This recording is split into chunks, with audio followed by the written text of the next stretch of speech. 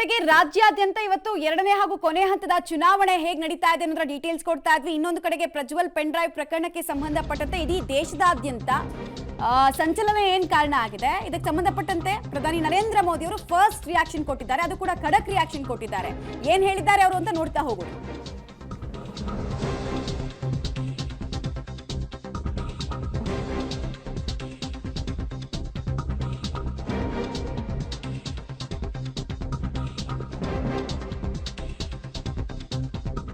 ಲೈಂಗಿಕ ಹಗರಣದ ಬಗ್ಗೆ ಇದೇ ಮೊದಲ ಸಲ ಮೌನ ಮುರಿದಿದ್ದಾರೆ ಪ್ರಧಾನಿ ನರೇಂದ್ರ ಮೋದಿ ಅವರು. ಖಾಸಗಿ ವಾಹಿನಿಗೆ ಕೊಟ್ಟ ಸಂದರ್ಶನದಲ್ಲಿ ಮೋದಿ ಅವರ ಸ್ಟೇಟ್ಮೆಂಟ್, ಈ ರೀತಿ ಹೆಣ್ಮಕ್ಳ ವಿರುದ್ಧ ದೌರ್ಜನ್ಯವನ್ನ ನಾವು ಸಹಿಸಲ್ಲ, ಝೀರೋ ಟಾಲರೆನ್ಸ್ ನಮ್ದು ಅಂತ ಹೇಳಿದ್ರು.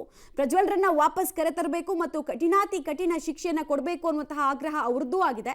ಪ್ರಜ್ವಲ್ರಂತವರನ್ನ ಕ್ಷಮಿಸುವಂತಹ ಪ್ರಶ್ನೆನೇ ಇಲ್ಲ. ಪ್ರಕರಣ ಬೆಳಕಿಗೆ ಬರ್ತಾ ಇದ್ದ ಹಾಗೆ ಸರ್ಕಾರ ಕ್ರಮ ಕೈಗೊಳ್ಳಬೇಕಾಗಿತ್ತು ಅಂತ ಕಾಂಗ್ರೆಸ್ ಸರ್ಕಾರದ ಕಡೆಗೆ ಬೊಟ್ಟು ಮಾಡ್ತಾ ಇದ್ದಾರೆ. ಆದರೆ ಕಾಂಗ್ರೆಸ್ ಸರ್ಕಾರ ಕೇವಲ ಕಾಲಹರಣ ಮಾಡಿದೆ ಅಂತ ಕೂಡ ಮೋದಿ ಗುಡುಗಿದ್ದಾರೆ. ಓಕೆ, ಮೋದಿ ಅವರು ಹೇಳಿರ್ತಕ್ಕಂಥ ಕೆಲವೊಂದು ಇಂಪಾರ್ಟೆಂಟ್ ಪಾಯಿಂಟ್ಸ್. ಪ್ರಜ್ವಲ್ ವಿರುದ್ಧ ಕಠಿಣಾತಿ ಕಠಿಣ ಕ್ರಮ ಆಗಲೇಬೇಕು ಅಂತಕ್ಕಂಥ ಆಗ್ರಹ. ಯಾವುದೇ ಕಾರಣಕ್ಕೂ ಕೂಡ ಅವ್ರಿಗೆ ಆತನ ಬಗ್ಗೆ ಸಹಿಷ್ಣುತೆ ಇರಬಾರ್ದು. ವಿದೇಶಕ್ಕೆ ಹೋಗೋದಕ್ಕೆ ಕಾಂಗ್ರೆಸ್ ಸರ್ಕಾರವೇ ಅವಕಾಶ ಕೊಟ್ಟಿದೆ. ಇವ್ರ ಮೇಲೆ ಅವ್ರ ಮೇಲೆ ಆರೋಪ ಮಾಡಲಿ. JDS ಕಾಂಗ್ರೆಸ್ ಸರ್ಕಾರ ಇದ್ದಾಗಲೇ ವಿಡಿಯೋ ಸಂಗ್ರಹ ಆಗಿರ್ತಕ್ಕಂಥದ್ದು.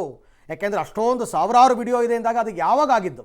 ಸಾವಿರಾರು ವಿಡಿಯೋ ಇದೆ ಅಂತಂದರೆ ಅದು ಸಮ್ಮಿಶ್ರ ಸರ್ಕಾರದ ಅವಧಿಯದ್ದೇ ಆಗಿರ್ತದೆ.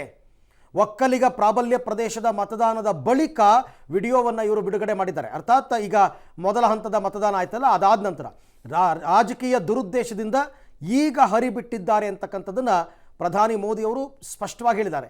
ಇದು ರಾಜ್ಯವೊಂದರ ಕಾನೂನು ಮತ್ತು ಸುವ್ಯವಸ್ಥೆಗೆ ಸಂಬಂಧಪಟ್ಟ ವಿಚಾರ. ಕೇಂದ್ರದ ಮೇಲೆ ಬೊಟ್ಟು ಮಾಡಿ ತೋರಿಸುವಂಥದ್ದಲ್ಲ. ಪ್ರಜ್ವಲ್ ವಿರುದ್ಧ ಕ್ರಮ ಕೈಗೊಳ್ಳುವುದು ರಾಜ್ಯ ಸರ್ಕಾರದ ಹೊಣೆ. ಹೌದು, ರಾಜ್ಯ ಸರ್ಕಾರದ ಹೊಣೆನೇ ಇದು. ರಾಜ್ಯ ಸರ್ಕಾರವೇ ಕ್ರಮ ತಗೋಬೇಕು. ಅದಕ್ಕೋಸ್ಕರನೇ SIT ರಚನೆ ಆಗಿರೋದು. ದೇಶ ಬಿಟ್ಟು ಹೋದ ಮೇಲೆ ವಿಡಿಯೋವನ್ನು ಬಿಡುಗಡೆ ಮಾಡಲಾಗಿದೆ. ಎಲ್ಲವೂ ಪ್ಲ್ಯಾಂಡ್ ಆಗಿ ಮಾಡಿದ್ದಾರೆ ಇವರು. ಪ್ರಜ್ವಲ್ ಬಗ್ಗೆ ಮಾಹಿತಿ ಇದ್ದಿದ್ರೆ ಅವ್ರ ಮೇಲೆ ಕಣ್ಣಿಡಬೇಕಾಗಿತ್ತು.